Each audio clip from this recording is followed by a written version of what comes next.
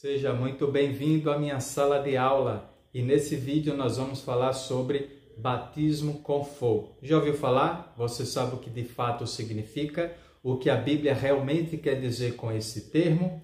Vamos analisar o contexto e com profundidade e bastante detalhes entendermos o que de fato a Bíblia está dizendo quando menciona o batismo com fogo. Muito bem, para início de conversa é muito importante lembrarmos de uma coisa. Às vezes, uma palavra pode significar 2, 3, 4, 5 ou mais coisas, dependendo do contexto. Em um livro, uma palavra pode significar uma coisa, em outro livro, a mesma palavra pode significar outra, mas também, no mesmo livro, em situações diferentes, o autor pode usar a mesma palavra para indicar significados contraditórios não, mas diferentes. Deixa eu dar um exemplo disso. A palavra batismo na Bíblia, por exemplo, a palavra batismo, apenas batismo. Você vai ver que no livro de Romanos, a palavra batismo, lá em Romanos capítulo 6, Paulo explica essa palavra como morrer e nascer de novo. O significado dela é você morrer e nascer de novo. Em 1 Pedro, Paulo vai mencionar a palavra batismo e dizer que o batismo é uma nova consciência que adquirimos, né? Por meio do batismo, adquirimos uma nova consciência, temos paz com Deus, tranquilidade, a consciência não acusa mais. Interessante, no livro de Gálatas capítulo 3, Paulo vai dizer que o batismo é você se revestir de Cristo, é uma roupagem, é um novo eu que você veste por meio do batismo e esse revestir é o de Cristo. Aí você vai ver, deixa eu lembrar também aqui a palavra batismo no livro de Colossenses, em Colossenses capítulo 2, veja o mesmo autor, Romanos, Paulo usa a palavra batismo para identificar morte e ressurreição. Vamos falar só de um autor mesmo. Romanos, Paulo escreve dizendo que batismo é morte e ressurreição. Em Gálatas, Paulo escreve dizendo que o batismo é você se revestir de Cristo. Em Colossenses, Paulo diz que o batismo é você ser circuncidado em Jesus. Entende? Então, veja que o mesmo autor, em livros diferentes, dá significados diferentes. Quando eu vou fazer uma aula explicando sobre batismo, não são significados contraditórios. Vamos lembrar, contradição significa quando uma afirmação nega a outra, ou uma afirmação vai para uma direção enquanto a outra... Exemplo, precisamos ser batizados. Em um livro diz isso. Em outro livro diz, não precisamos ser batizados. Pronto, isso é uma contradição. Agora, quando eu explico que o batismo é você morrer e ressuscitar, e depois eu explico que o batismo é você se revestir de Cristo, eu não estou contradizendo, eu estou complementando. Batismo significa tudo isso. Morrer, ressuscitar, se revestir de Cristo, cumprir a lei em Jesus, no caso a circuncisão, como Paulo explica em Colossenses. Só lembrando que aqui no canal eu ensino cada livro do Novo Testamento, então para compreendermos com profundidade esses significados, tem que ler o livro todo, gente. Não adianta. É muito bom você assistir uma aula, uma pregação, para tirarmos dúvidas e nos incentivarmos à fé. Mas se você quiser intimidade com Deus, andar com Ele, fortalecer a fé, se capacitar para viver a fé bíblica e compartilhar isso com os outros, aulas, pregações não vão te ajudar. Você tem que sentar e ler a palavra de Deus. Tem que estudar, tem que se aprofundar. Se organize, separa 30 a 40 minutos, escolhe um livro da Bíblia. Aqui eu dou muitas dicas de como você ler e entender a Bíblia. E vai ler, gente. Tem que ler para compreender, tem que ler. Por isso que eu leio cada livro do Novo Testamento e explico para incentivar você, mostrando a você como fazer na prática, tá? Então tem aqui playlists de cada livro do Novo Testamento, você escolhe um e leia junto comigo. Aí você vai aprendendo, compreendendo, vai te ajudar bastante nos seus estudos diários. Entendido isso, uma palavra pode significar várias coisas, vai depender do contexto, do livro e tudo mais. Vamos agora para a nossa palavra. Fogo, vamos falar do batismo com fogo. Gente, fogo na Bíblia pode ter, pegando o Novo Testamento só, tem basicamente dois significados. Ou é bênção ou é maldição. ou é algo para te aperfeiçoar, ou é algo para te destruir. Como, por exemplo, em Coríntios, você vai ver Paulo falando do fogo de Deus no seu povo para aperfeiçoar, e ele está usando isso como uma forma ilustrativa, se referindo ao ouro, porque o ouro até hoje ele é purificado no fogo. Coloca a matéria bruta do ouro em alta temperatura, então aquela crosta se derrete e fica só a brilhante, o chamado ouro. É purificado no fogo, mas o fogo também é uma referência à destruição. Na mesma passagem, em Coríntios, Paulo vai dizer que aqueles que tiverem as suas obras não fundamentadas em Cristo serão destruídas no fogo.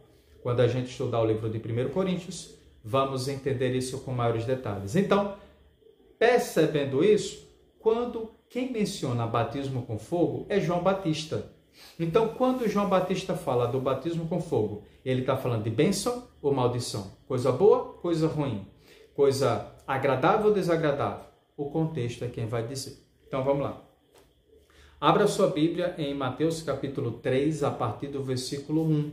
Diz bem assim: Naqueles dias apareceu João Batista pregando no deserto da Judeia e dizia, olha só como a narrativa começa. Apareceu João Batista naquele dia pregando.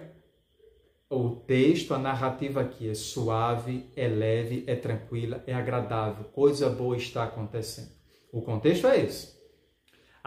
O que ele pregava: arrependam-se dos seus pecados, pois o reino dos céus está próximo. Versículo 3.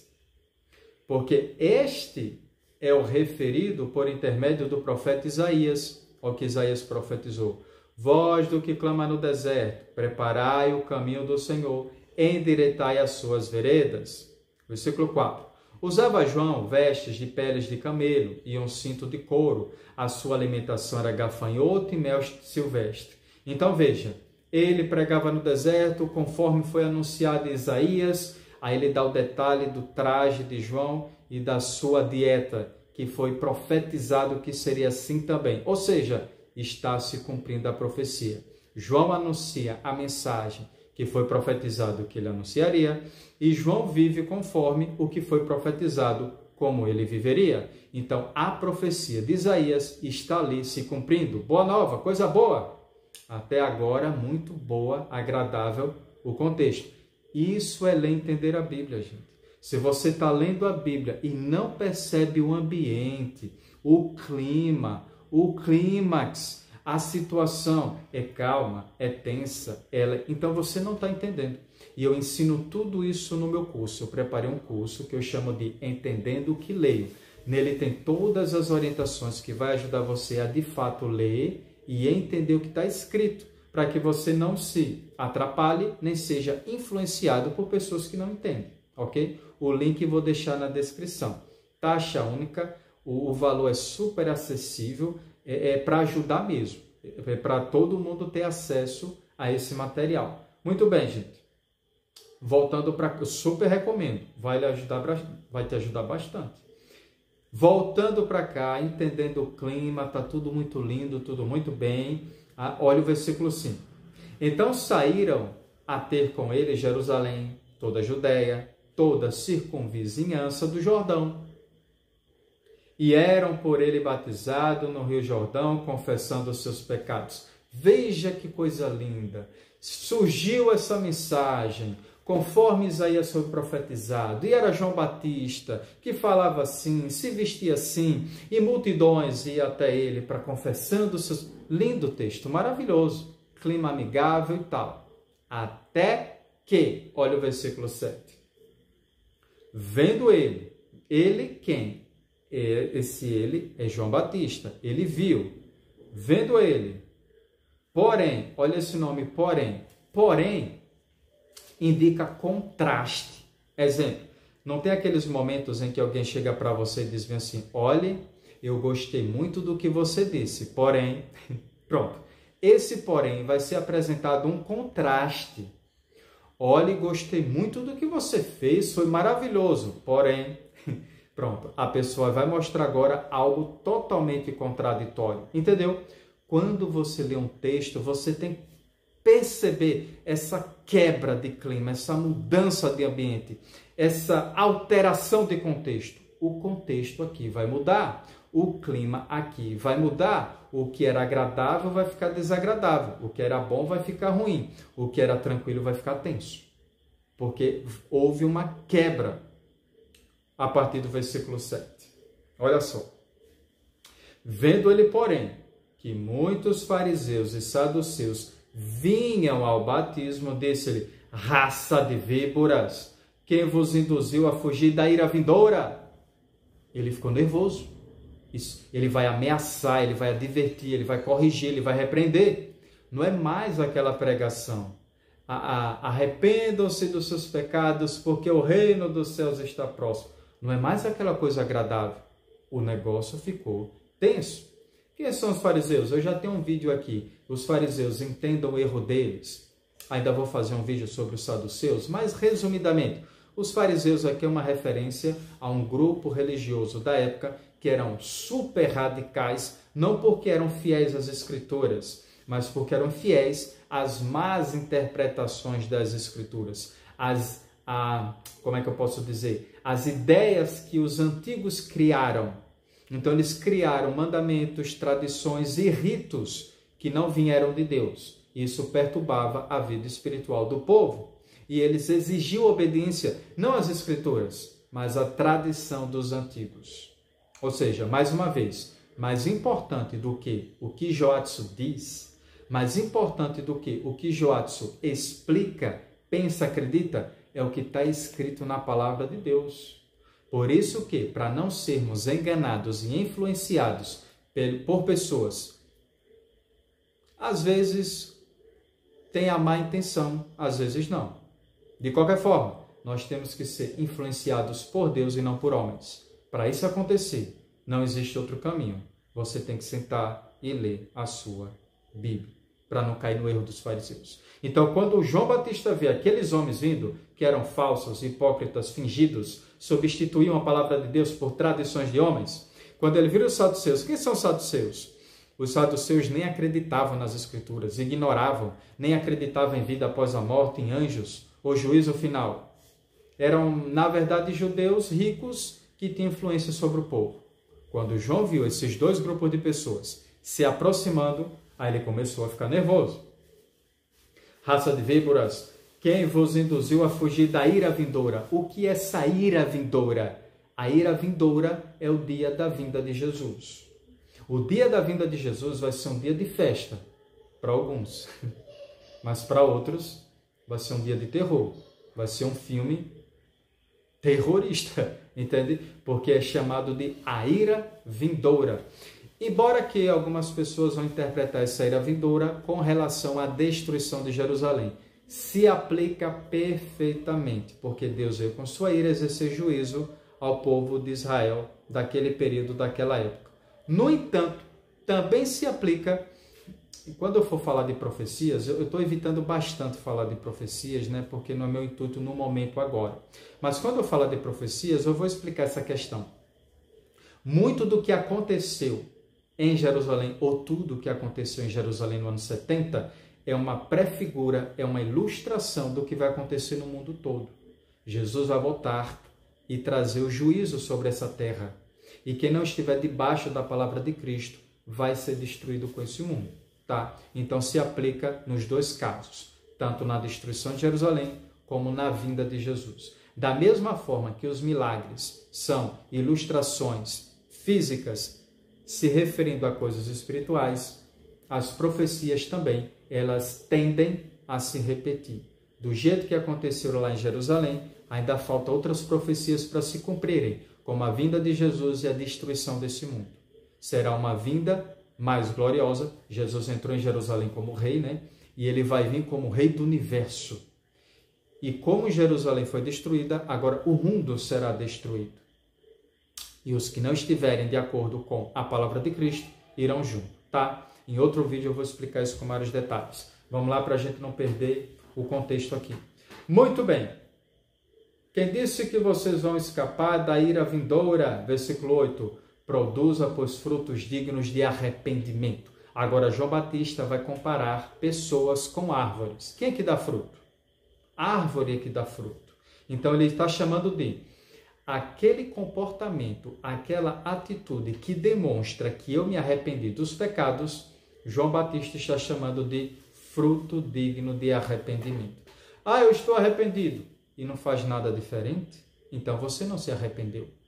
Quem está arrependido não precisa nem falar, porque seu comportamento, suas ações demonstram, são o fruto que demonstram o seu arrependimento. É disso que João está dizendo. Versículo 9 agora. E não comece a dizer entre vocês mesmos, nós temos um pai que é Abraão, porque eu vos afirmo que destas pedras Deus pode suscitar filhos a Abraão. Os judeus naquela época acreditavam piamente que eram filhos de Deus por serem descendentes de Abraão. Eram salvos por serem descendentes de Abraão. Tinham seus pecados perdoados porque Deus fez uma promessa a Abraão e aos seus descendentes. Logo, Deus não pode se contradizer nem mentir. Então, a minha salvação já está garantida, independente do que eu faça, porque eu sou descendente de Abraão. E João Batista está dizendo, olha, não é grande coisa não, viu? Não é muita coisa você ser descendente sanguíneo de Abraão, porque até dessas pedras Deus pode fazer isso. Aí ele vai continuar a dizer, ó, versículo 10. Já está posto o machado à raiz das árvores. Quando você vai derrubar uma árvore, você pega um machado. Nessa época era muito mais comum do que hoje. Hoje temos um maquinário muito pesado e tudo mais. Mas naquela época que tudo era manual, João está usando a ilustração disso. Lembra? João está comparando os homens com árvores. Produzam frutos dignos de arrependimento. Por quê? O machado já está na raiz da árvore. Tipo assim, o machado está pronto para ser lançado na árvore para arrancar ela. Olha só. Toda árvore, pois, que não produzir bom fruto, é cortada e lançada no fogo. Aí eu pergunto, o que significa bom fruto aqui? Dentro desse contexto, dentro do que João está falando, bom fruto é o quê? Arrependimento. São as obras que demonstram que você está arrependido dos seus pecados. É disso que ele está falando, porque ele está comparando homens com árvores. Você é uma árvore e tem que produzir bom fruto. O bom fruto é você se arrepender dos pecados. Toda árvore, pois, que não produz bom fruto, é cortada e lançada no fogo. Primeira vez que aparece a palavra fogo. E eu pergunto, é uma coisa boa ou é uma coisa ruim?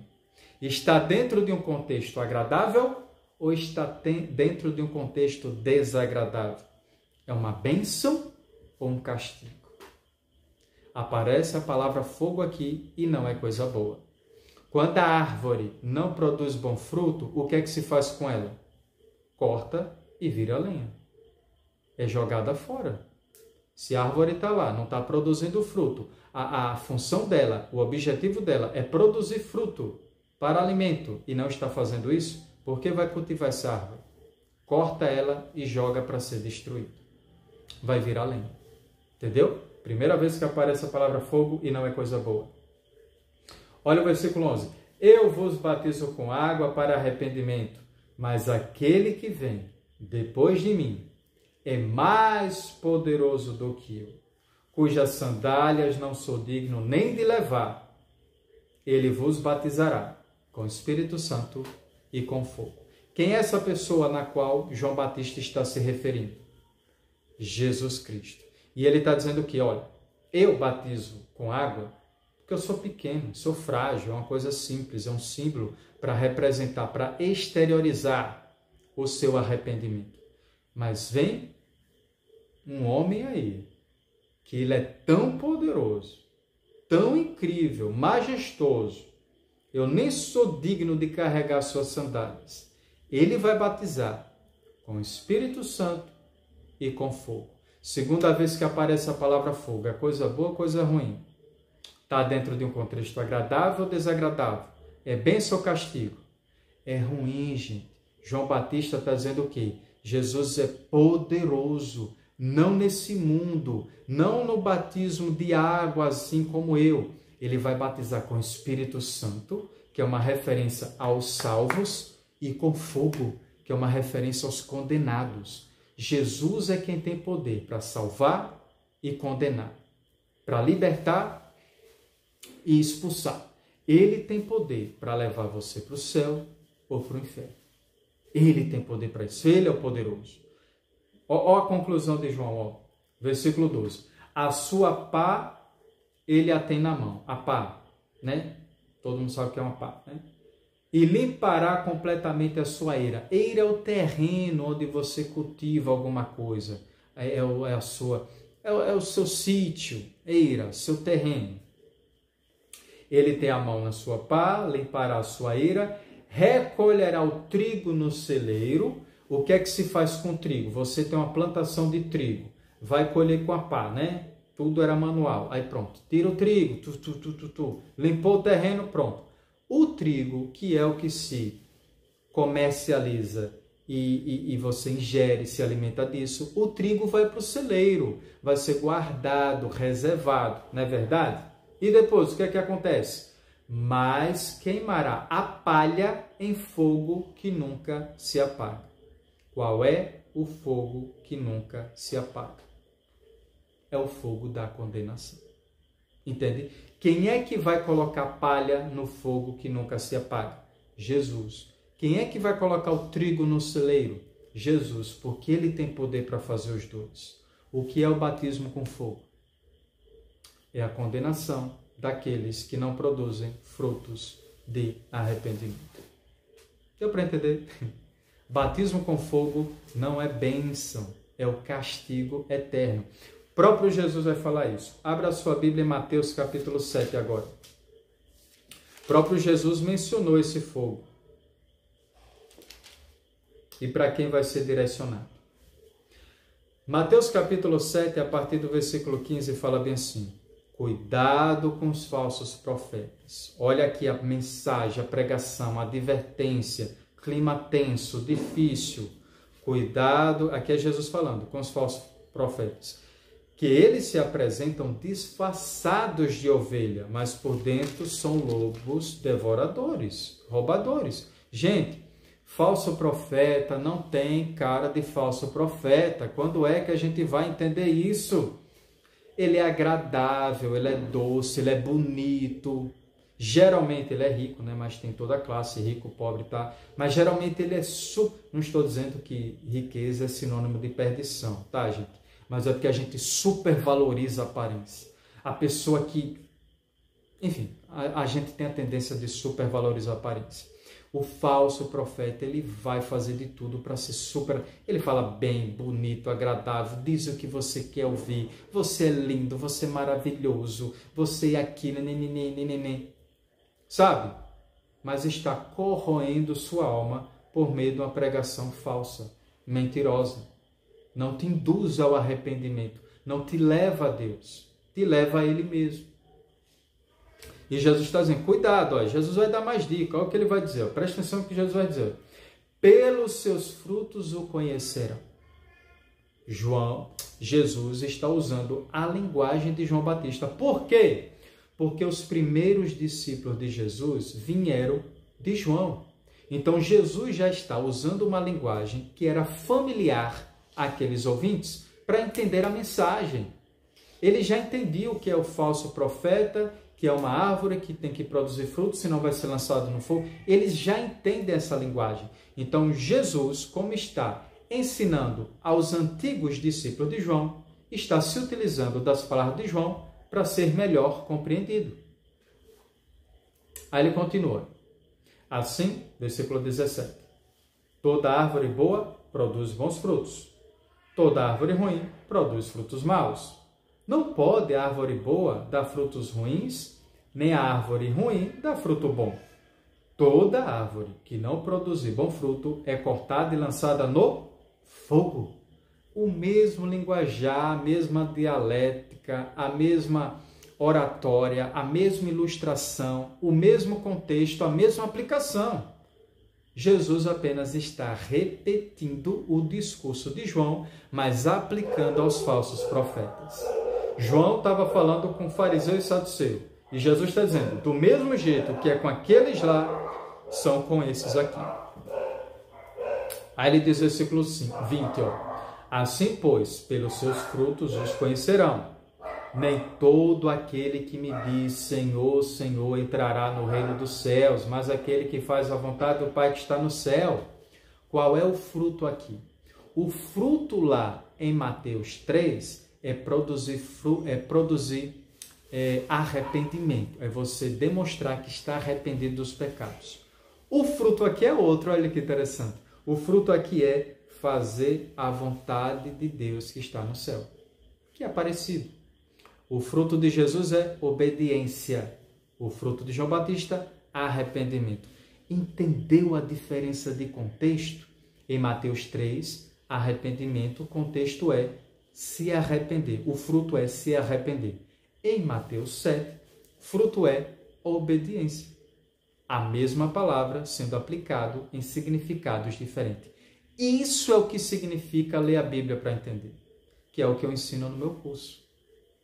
Muito bem, olha o versículo 22. Muitos naqueles dias hão de dizer, Senhor, nós profetizamos em Teu nome expulsamos demônios, em Teu nome fizemos muitos milagres. 23. Então lhe direi claramente, nunca vos conheci. Afaste-se de mim, vocês que praticam a iniquidade. Nunca vos conheci, afaste-se de mim. Afaste-se para onde? Para o fogo, para o batismo de fogo, para a condenação, no fogo que nunca se apaga. E quem vai lançar essas pessoas é Jesus, que ele tem poder para isso. Entendeu, gente? Então veja, Jesus está falando de pessoas que falam no nome dele, expulsa demônio e faz milagres. Falar de Jesus, expulsar demônio e fazer milagre, não são sinais de que essa pessoa é de Deus. Não são. O sinal de que alguém é de Deus é a obediência, é a vida em santidade, é o que ele faz, é como ele vive. É isso que nós temos que olhar e perceber nas pessoas. Por isso que temos que ter cuidado com a nossa vida também. Gente, isso é o batismo com fogo. É aquelas pessoas que serão separadas de Cristo, expulsas da presença dele, lançadas no fogo eterno, por não se arrependerem e não praticarem a obra de Deus. E essas pessoas estão na igreja. Estou dizendo que todo mundo está na igreja, mas tem muita gente na igreja que não produz o fruto de arrependimento, nem o fruto da obediência. Vão receber o batismo com fogo. O que é que você achou dessa aula? Foi esclarecedora? Entendeu? Ficou alguma dúvida? Comente aqui embaixo o que você aprendeu, o que você entendeu, o que foi bom para você. E não se esqueça de curtir, compartilhar. Estamos crescendo cada vez mais, né? Graças à tua ajuda, esse canal está aumentando. Eu fico muito feliz com isso. Quero alcançar muito mais pessoas. Então coloca no grupo do WhatsApp, coloca no Stories, nos status do seu Instagram, do seu WhatsApp e convida as pessoas. Olha, assista essa aula, olha que explicação, você vai tirar sua dúvida sobre isso. Que esse é meu alvo, essa é a minha meta. Ajudar as pessoas, incentivar elas cada vez mais de verdade, a ler e entender a Bíblia. Não é de forma superficial, é profunda, detalhada. Nós precisamos voltar à verdade do Evangelho, ao Evangelho sadio, à sã doutrina. Porque no Brasil, o Evangelho que está sendo pregado há muitos anos é um Evangelho muito fingido. Eu chamo de água com açúcar. Né? Que Deus te abençoe, continua fiel nas aulas, não deixa de assistir as anteriores, se você não viu aí. E vem comigo, porque comigo ou você aprende ou você aprende.